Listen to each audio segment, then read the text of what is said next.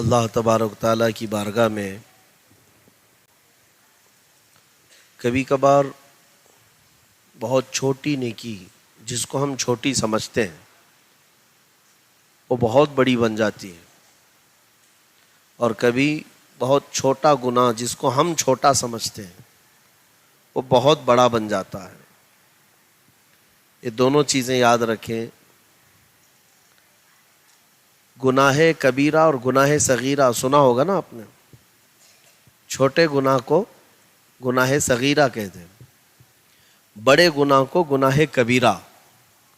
گناہ کبیرہ میں جیسے شراب پینا، زنا کرنا، چوری کرنا، جھوٹ بولنا، یہ سب گناہ کبیرہ ہے، بڑے گناہ ہیں۔ گناہ صغیرہ کبھی نظروں کی خطا، ہاتھوں کی خطا، زبان کی خطا، کچھ ایسی چیزیں ہیں جو چھوٹے گناہ ہیں، لیکن یہ جو بتایا گیا ہے کہ یہ چھوٹے گناہ یہ بڑے گناہ، بلکہ بزرگوں نے فرمایا، بند کرو اس کو، بند کرو یہ، بند کرو۔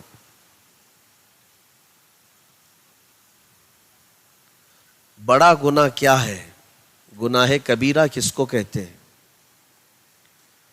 تو گناہ کبیرہ کے بارے میں جب پوچھا گیا تو انہوں نے کیا بتایا پتہ ہے؟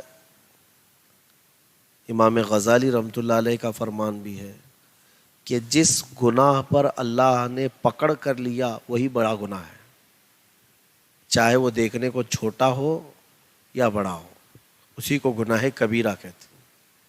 اور بڑی نیکی کیا ہے؟ جس نیکی پر اللہ نے بخش دیا وہی سب سے بڑی نیکی ہے۔ امام غزالی کا نام سنا ہوگا، اتنے بڑے عالم، اتنے بڑے کہ ان کی لکھی ہوئی کتابیں پڑھ پڑھ کر کئی لوگ اللہ کے ولی بن گئے۔ امام غزالی وہ اتنے بڑے عالم تھے کہ ان کے مسند پر کوئی بیٹھ نہیں سکا، کئی دنوں تک خالی رہا۔ اگر ان کی مسند پر کسی اور عالم نے بیٹھا ہے تو وہ صرف اور صرف غوث پاک رضی اللہ تعالیٰ عنہ، اتنے بڑے عالم تھے امام غزالی۔ اب امام غزالی کا مسئلہ سنو کہ امام غزالی کئی کتابوں کے مصنف، کئی شاگرد انہوں نے بنائے، اور بہت عبادتیں بھی کی، سب اپنی جگہ پر۔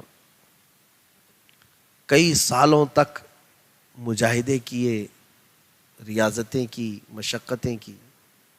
جب آپ کا انتقال ہوا تو آپ کا جنازہ ہزاروں علماء صالحین نے پڑھا اور دفن بھی کیا۔ کئی دنوں کے بعد ان کو خواب میں ان کے بھائی نے دیکھا، وہ بھی بڑے عالم ہیں۔ پوچھا اپنے بھائی سے کہ اللہ تبارک تعالیٰ نے آپ کے ساتھ کیا معاملہ کیا؟ امام غزالی فرماتے ہیں میرے ساتھ جو معاملہ ہوا واجب ہے، میری لکھی ہوئی کتابیں، میری عبادتیں، میرے روزے، میرے حج، زکوٰۃ، نفل خیرات، صدقات، بیانات سب ایک جگہ رکھ دیا گیا، اور میری ایک چیز کے بارے میں اللہ تبارک و تعالیٰ نے کیا ارادہ فرمایا، توجہ چاہتا ہوں۔ فرماتے ہیں کہ میں ایک بار کتاب لکھنے کے لیے بیٹھا تھا۔ پہلے کے دور میں ایسا ہوتا تھا کہ سیاہی میں قلم ڈبا ڈبا کر کے لکھا جاتا تھا۔ روشنائی کس چیز کی بنتی تھی؟ ایک چھوٹے چھوٹے پھل آتے تھے کالے کے، اس کو نچوڑ کر اس کی سیاہی بناتے تھے۔ اب کے بچوں کو کہاں پتہ چلے گا، فاؤنٹین پین استعمال کرنے والے ہیں، ریڈی میڈ اس کے اندر سیاہی آتی ہے۔ پہلے ایسا ہوتا تھا کہ ایک بوتل میں پھلوں سے نچوڑ کر کے کالی سیاہی، لال سیاہی بناتے تھے، اور لکڑی کا قلم ہوتا اس کو ڈبو ڈبو کر لکھا جاتا تھا۔ تو امام غزالی ایک مرتبہ وہ قلم کو سیاہی میں ڈبو کر لکھ رہے تھے، کتاب لکھ رہے تھے۔ اس بیچ میں اس سیاہی پر ایک مکھی آ کر بیٹھ گئی، اور مکھی وہ سیاہی کو پیتی تھی، کیونکہ پھلوں کا ہے نا، پھلوں کا رس ہی تھا۔ وہ پینے کے لیے بیٹھ گئی تو امام غزالی فرماتے ہیں میں نے اپنا قلم روک لیا، کہ شاید وہ مکھی پیاسی ہوگی، پی لے جائے. تو وہ پیتی رہی اتنی دیر کہ جس میں کئی صفحے لکھ سکتے تھے آپ، اتنے وقت تک اپنے قلم کو آپ روکے رہے کہ اس کو اڑانا اچھا نہیں ہے، وہ بھوکی پیاسی ہوگی، میری سیاہی سے تھوڑا پی لے تو کیا فرق پڑتا ہے. تو تھوڑی دیر کے بعد وہ مکھی سیاہی کو جتنا پینا تھا پی کر کے اڑ گئی. امام غزالی پھر اپنی کتاب لکھنے میں مصروف ہو گئے. فرماتے ہیں میری ساری عبادتیں، میری ساری تصنیفات سب ایک جگہ رکھ دی گئی. اللہ تبارک و تعالیٰ نے اس نیکی کو پسند کیا اور فرمایا کہ تو نے میری ایک چھوٹی سی مخلوق پر رحم کیا، آج میں تجھ پر رحم کرتا ہوں. اب اندازہ کر سکتے ہیں بڑی بڑی نیکیاں ایک طرف، لیکن جس کو ہم سوچ بھی نہیں سکتے وہ نیکی بن جاتی ہے. تو اسی لیے حضور پاک صلی اللہ تعالیٰ علیہ وسلم نے بھی فرمایا اماطۃ الاذی عن الطریق صدقۃ، راستے سے ایک ٹھوکر لگنے والا پتھر یا کانٹا یہ ہٹا دینا، یہ بھی ایک صدقے کا ثواب ہے. کبھی ایسا ہوتا ہے کہ آپ راستہ چل رہے ہیں، کوئی چیز راستے پر اگر آپ کو ایسی نظر آئی کہ یہ دوسروں کو تکلیف دے سکتی ہے، وہ پتھر ہو کہ کانٹا ہو یا کوئی بھی چیز گری ہوئی ہو، آپ راستے پر رک گئے اور اس چیز کو ہٹا دیا راستے سے، بسا اوقات اسی نیک کام پر تمہاری بخشش ہو جائے گی، اس کام پر اللہ مغفرت فرما دے گا. اور بنی اسرائیل میں ایک عورت تھی، اس کے بارے میں بھی حدیث میں ہے کہ وہ بدکار عورت تھی. عورت کے کام اچھے نہیں تھے، فاحشہ تھی. لیکن ہوا یہ کہ ایک مرتبہ وہ ایک کنویں پر آئی تو دیکھا وہاں پر ایک کتا تڑپ رہا تھا. کنواں قریب ہے اور کتا جو ہے پیاس سے بلک رہا تھا، شدت کی گرمی تھی تو قریب تھا کہ کتا مر جاتا. اس خاتون نے، اس عورت نے جو بدکار عورت تھی، گنہگار عورت تھی، اس نے اپنے کپڑے پھاڑ کر ایک رسی بنائی اور ڈول جو وہاں موجود تھا یا جو بھی تھا، یا اپنے کپڑوں کو ہی کنویں میں ڈال کر بھگو کر پانی اٹھایا اور اس کتے کے منہ میں لا کر کے نچوڑا. اور کتے کو جب ٹھنڈک پہنچی پانی کی تو اس کی جان میں جان آ گئی. اس طرح اس عورت نے کئی مرتبہ کنویں میں سے اپنے کپڑے پھاڑ کر، بھگو کر، پانی اٹھا کر یا ڈول سے جس طرح سے بھی ہے اس کتے کے منہ میں ڈالتی رہی، یہاں تک کہ کتا سیراب ہو کر کھڑا ہو گیا. جو مرنے والا تھا تندرست ہو کر پھر نکل پڑا. حدیث پاک میں حضور اکرم صلی اللہ تعالیٰ علیہ وسلم فرماتے ہیں فقط اس کام کی بنیاد پر اللہ نے اس کے پچھلے سارے گناہ معاف فرما دے. رحم کیا تھا ایک مخلوق پر. اسی لیے کبھی نیکیوں کو چھوٹا مت سمجھو اور گناہوں کو بھی چھوٹا مت سمجھو. یہ بھی میں بتا دوں، کچھ لوگ یہ سمجھتے ہیں کہ چھوٹا گناہ ہے نا، مذاق میں جھوٹ بولنا، کچھ بھی نظریں آوارہ کر لینا، اس سے کچھ ہوتا نہیں، یہ چھوٹے گناہ ہیں. نہیں میرے عزیزو، کبھی چھوٹے گناہ پر پکڑ ہو جاتی ہے. آپ کو پتہ ہے بنی اسرائیل میں ایک شخص تھا، 200 سال عبادت کیا تھا. اس کی عمر 200 سے زیادہ کی تھی. 200 سال اس نے ایسی عبادت کیا کہ ان 200 سالوں میں ایک گناہ بھی نہیں ہے اس کے کھاتے میں. اتنا عبادت گزار.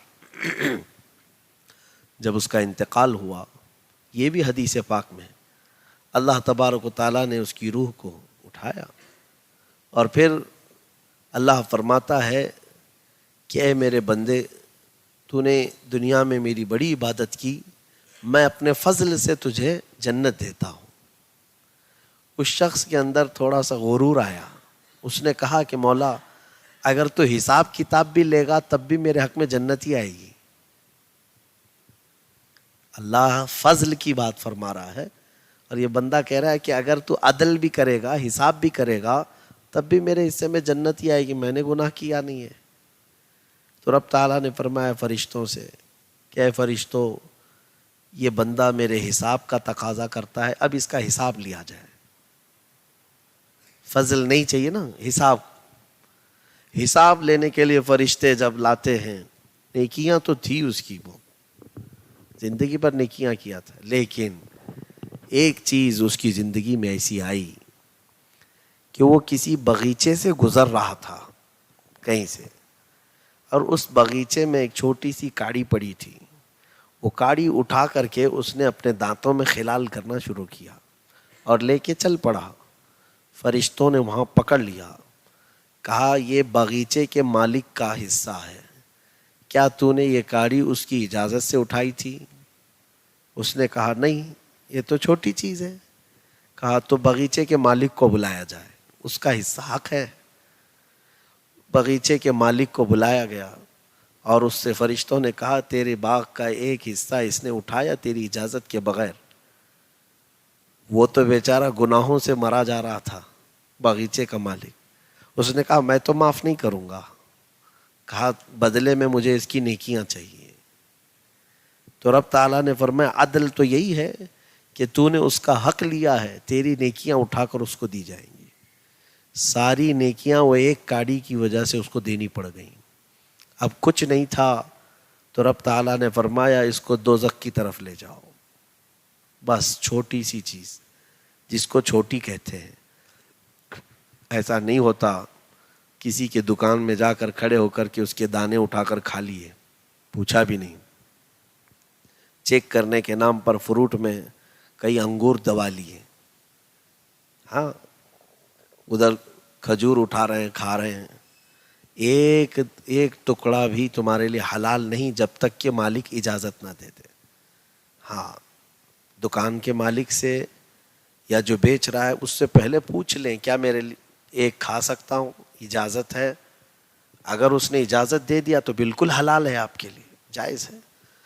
میں یہ بات اس لیے کہہ رہا ہوں کہ ایک چھوٹی سی چیز بھی تمہارے لیے وبال جان بن جائے گی۔ مولا غفور ہے، رحیم ہے، معاف کرنے پر آئے تو بڑے بڑے گناہ معاف کرے گا۔ ہاں بڑے بڑے چور بخشے جائیں گے، بڑے بڑے خاطی خطا کار بخشے جائیں گے، لیکن اگر پکڑ میں آ گئے تو چھوٹی چیز بھی پکڑ میں آ سکتی ہے۔ اسی لیے دنیا میں رہتے ہوئے کسی چیز کو چھوٹا بالکل نہ سمجھے، گناہ کو بھی چھوٹا نہ سمجھے، نیکی کو بھی چھوٹا نہ سمجھے۔ کسی کو پانی پلانا یہ نہیں ہے کہ چھوٹی نیکی ہے، ہو سکتا ہے اسی نیکی کی بدولت اللہ ہماری بخشش فرما دے۔ کسی کو ہاتھ مار دیا، ارے یہ چھوٹی سی بات ہے، نہیں ہو سکتا اسی پر ہماری قیامت میں پکڑ ہو جائے۔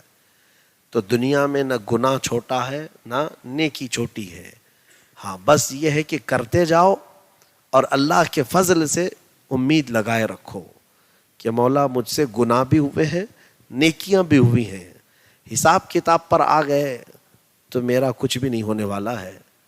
مولا میں بس تیرے فضل کا سوال کرتا ہوں کہ تو ہمارے اعمال کا حساب نہ لے، اپنے فضل سے ہمیں جنت عطا فرما۔ اللہ کریم ہم سب کو اپنے فضل میں جگہ عطا فرمائے۔ وصلی اللہ تعالی علی خیر خلق محمد